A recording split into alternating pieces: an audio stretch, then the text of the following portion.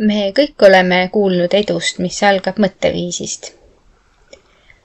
Sajad eneseabi ja ettevõtlusraamatud rõhutavad positiivse hoiaku, sihikindluse ja uskumuste olulisust.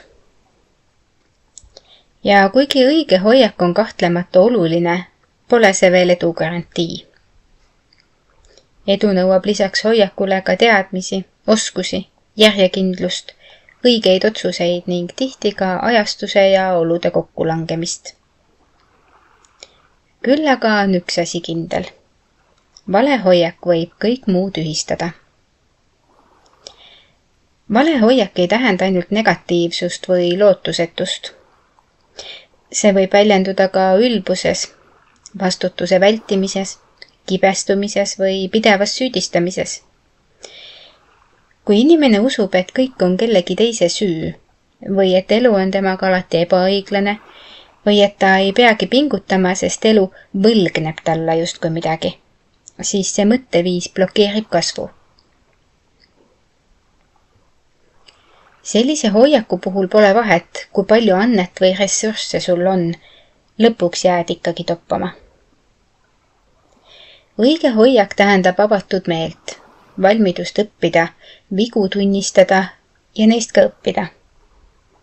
See ei tähenda naiivset optimismi või pidevat kõik on hästi sisendamist, vaid usku, et ka raskused on osa kasvamisest. Õige hoiak on alandlik. See suudab võtta tagasilööke kui õppetunde, mitte kui isiklikke rünnakuid. Edukad inimesed ei ole alati need, kellel oli kõige parem start või kõige suuremad võimalused. Sageli on need hoopis need, kes suutsid pika aja jooksul säilitada konstruktiivse ja õppiva hoiaku. Nad ei pidanud end veatuks, vaid olid valmis kohanema, abi küsima, vanast loobuma ja õppima uut. Kui selline hoiak on puudu, võivad isegi parimad võimalused mööda minna. Samas tuleb mõista, et isegi õige hoiak ei pruugi alati viia kiire või nähtava eduni. Mõnikord tuleb tulemusi oodata aastaid, kuid selline hoiak loob tugevuse, mis aitab inimesel raskused üle elada ilma kibestumata. Ning just see ongi tihti suurim edu, sisemine stabiilsus, rahu ja järjepidev kasv.